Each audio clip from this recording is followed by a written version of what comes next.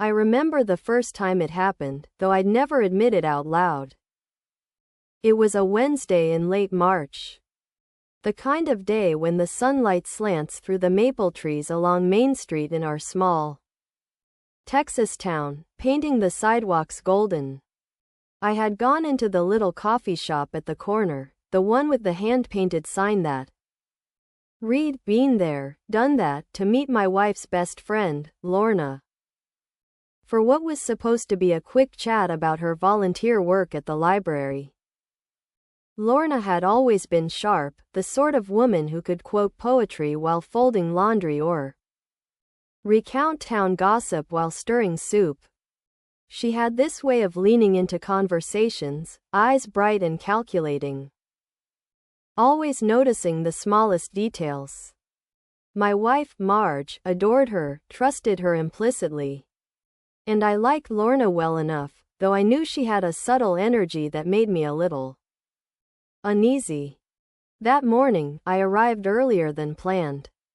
The shop was nearly empty, save for a couple of locals tapping on laptops and the soft jazz drifting from the speakers above the counter.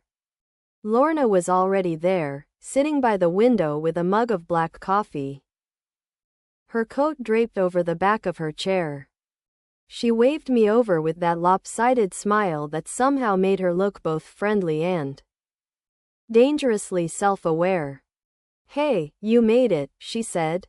Her voice had this warmth that felt unusual, intimate even, considering our interactions had always been polite, measured. I nodded, sliding into the seat across from her.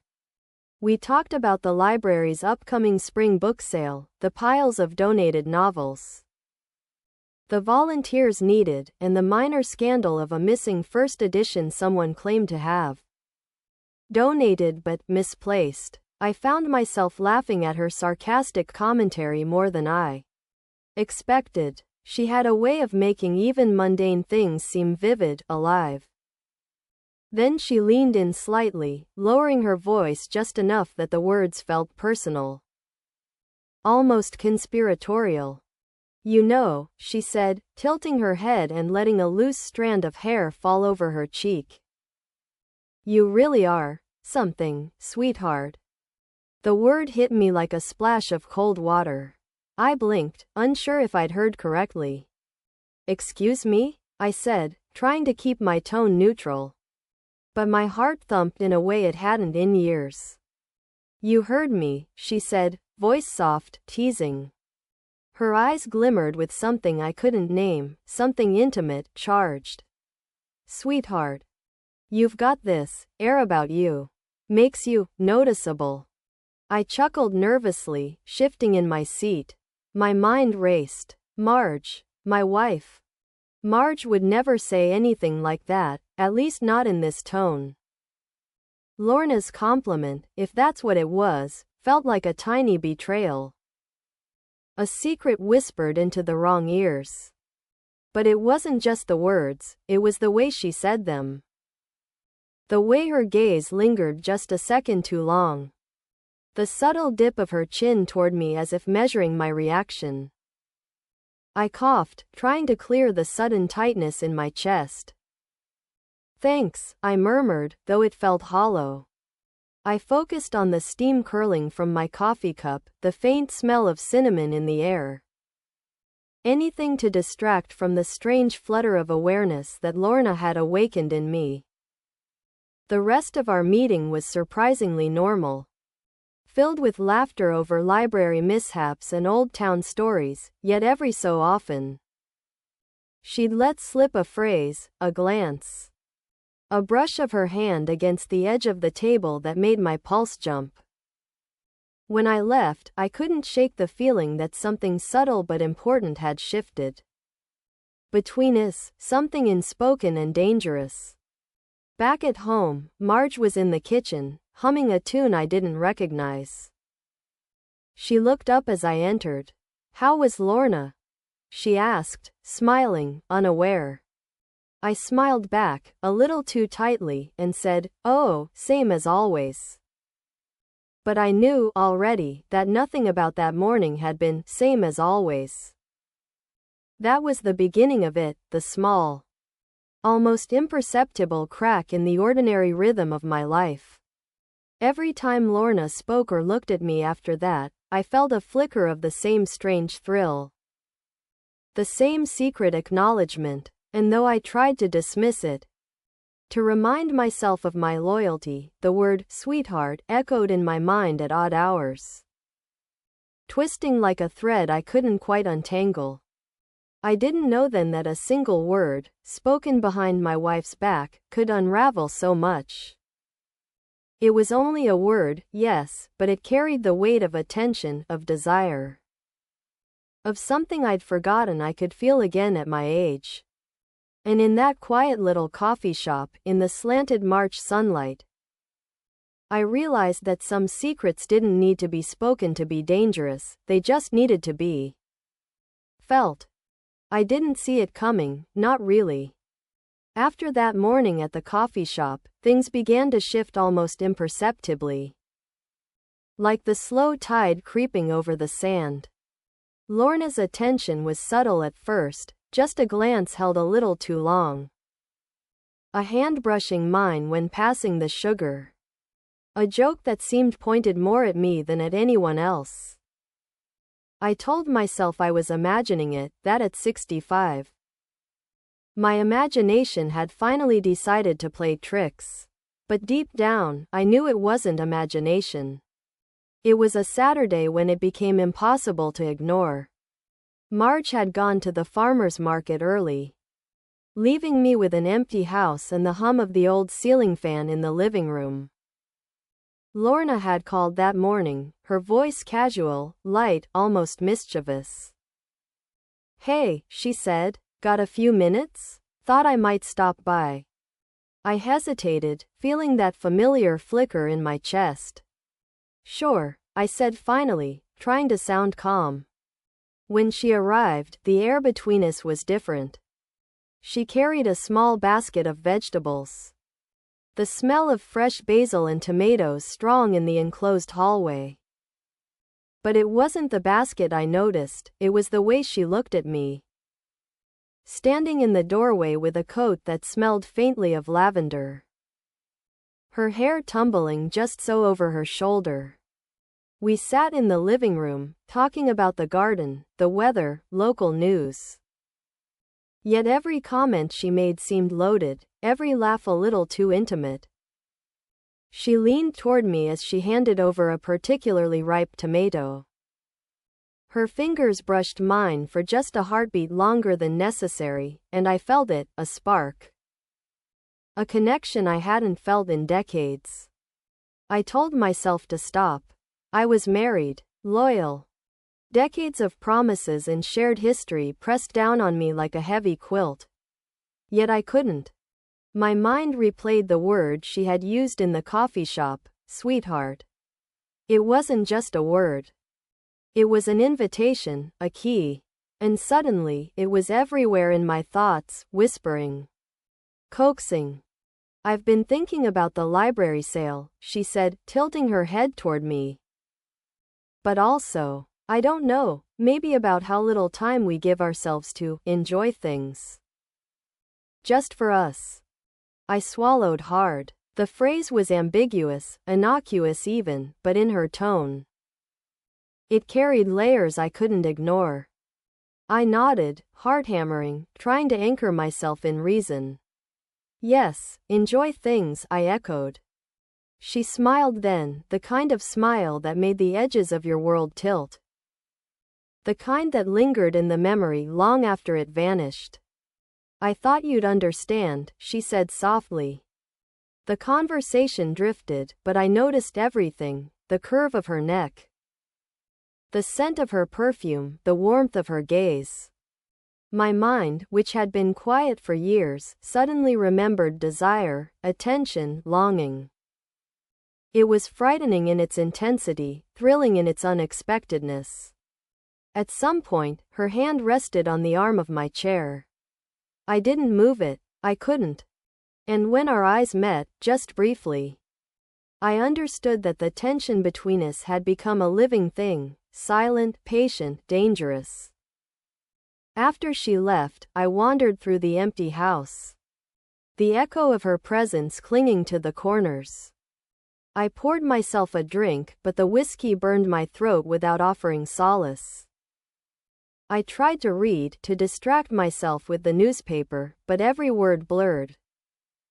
Every sound sharpened. The clock ticked, relentless, and I felt a strange, guilty exhilaration. Marge returned from the market, carrying a bouquet of daffodils. She hugged me tightly, talking about neighbors and small-town gossip, and I smiled, nodding along. But inside, I was a different man. Unsettled and aware of a secret desire that threatened to unravel everything.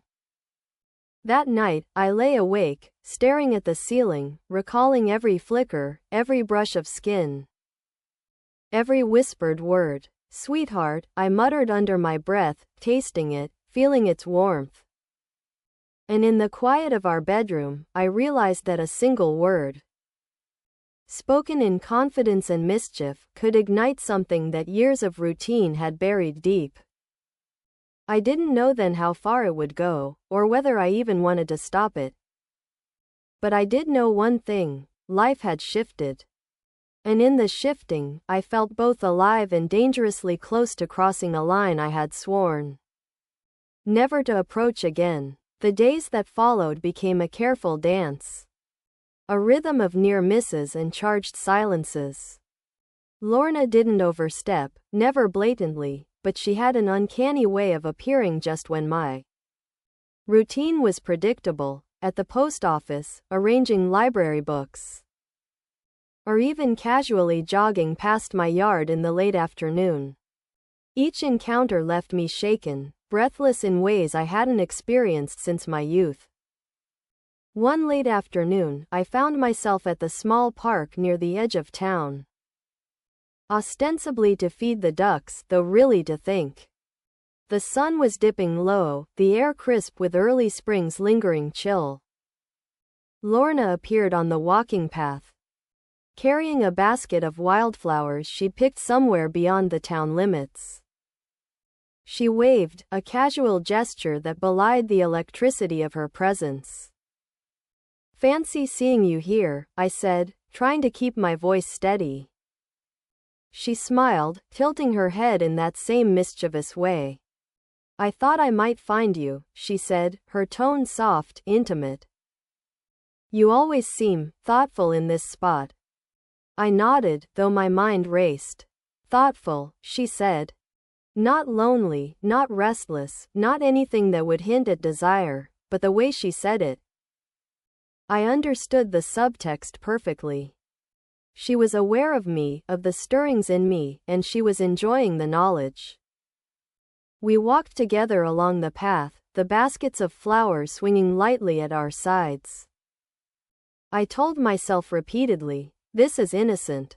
This is just a walk, just conversation. But with every laugh, every glance that lingered too long, every accidental brush of our hands, my body betrayed me. "I picked these for my mother," she said suddenly, holding out a small bouquet of daisies. "She loves them. But I thought you might like them too." Her gesture was so small, so seemingly benign, yet my chest tightened. And I had to avert my gaze. I accepted the flowers with a stammered, "Thank you," feeling both foolish and exhilarated. How could a simple act of kindness feel like a trespass into desire? That evening, back at home, Marge asked about my day. I said nothing of Lorna, only mentioning the park and the ducks. I arranged the daisies in a vase on the windowsill, and for a moment, I caught a glimpse of myself in the reflection of the glass. The man staring back was a stranger. Eyes alight, pulse quickened, lips pressing together in silent confession. Later, I found myself revisiting our encounters in my mind. Each detail, a tilt of her head, a phrase, the weight of her gaze, replayed over and over. I tried to reason it away. Age, boredom, loneliness. But deep down, I knew it wasn't that simple. The attraction, the unspoken tension, was real, undeniable, and dangerous. One night, unable to sleep, I opened the drawer where Marge kept old letters from friends and family. Among them was a postcard from a long-forgotten vacation. Holding it, I thought about the life I had built, the promises I had made, and the precarious edge I now teetered on. Lorna's presence was a spark in dry tinder, harmless, perhaps, until it caught fire. And I knew, with a sinking awareness, that I was no longer merely an observer of her attention. I was a participant, silently colluding in a secret that could not exist without risking everything I had spent a lifetime protecting. Every moment with her was a temptation, every glance a temptation, and every word, whether whispered or casual, a reminder that desire does not adhere to reason, age, or morality. It only obeys its own dangerous rhythm. Spring had fully arrived, and with it, the town felt smaller and more intimate than ever. The sun warmed the wooden porches, the scent of honeysuckle drifted along the narrow streets. And even the simplest errands carried the potential for encountering Lorna. I began noticing patterns in her appearances, subtle, almost imperceptible timing that suggested she was orchestrating moments to cross paths with me. It happened one Thursday afternoon. I was at the local hardware store, examining a display of paint swatches for Marge's next project. The smell of fresh lumber and varnish filled the air.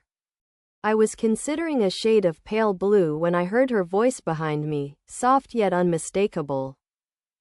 "Careful with that one," she said, leaning slightly over my shoulder.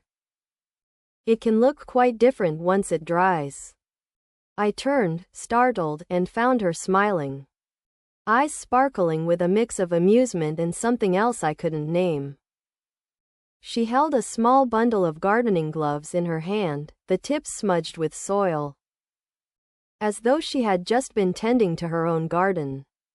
"Lorna," I managed, trying to mask the racing of my heart. "You startled me." "Sorry," she said, her tone playful. "I just thought you might appreciate a second opinion." Her proximity was close enough that I could feel the faint warmth radiating from her. We talked for a few minutes about paint, plants, and town gossip. But every topic carried an undercurrent of tension, subtle and persistent. She would brush a strand of hair from her face, tilt her head, and smile in ways that felt deliberately directed at me. I couldn't deny the pull, nor could I ignore the guilt gnawing at my conscience. After leaving the store, I walked slowly home, the afternoon sun warming my back. My mind replayed each word, each glance. I felt a curious mix of exhilaration and shame. I thought about Marge, her trust, and the life we had shared. And yet, the word she had first whispered, "sweetheart," echoed in my mind. A secret melody only I could hear. That evening, I found myself in the kitchen, arranging the dinner table with more care than usual. Marge hummed in the background, unaware of the turmoil stirring in me. The simple act of setting plates and silverware became a meditation, a desperate attempt to anchor myself to the familiar. But when I glanced out the window at the garden beyond, I imagined Lorna walking along the path, carrying a basket of flowers or vegetables, offering me a smile that belonged to no one but me. The fantasy was innocent enough on the surface. Yet beneath it lay a current of desire I could neither suppress nor acknowledge openly. In the quiet hours of the night, I sat in the living room, the house still and silent. The daisies she had given me the previous week caught the moonlight, their white petals glowing faintly. I touched them gently, my fingers lingering on the stems. I could almost feel her hand there, close enough to brush mine. The tension was unbearable and exhilarating all at once. I realized that the line between friendship and something more had blurred. Lorna's presence had become a catalyst, awakening a part of me I thought had long been dormant. And yet, as the hours stretched on, the weight of my choices pressed down. Every thought of her was tinged with guilt. Every memory of her smile a reminder of the risk I was taking, not just to my marriage, but to the life I had built with Marge. I understood, with a sinking certainty, that this was no longer a fleeting distraction. It was a slow, dangerous awakening. One that would demand careful navigation, or risk everything I held dear.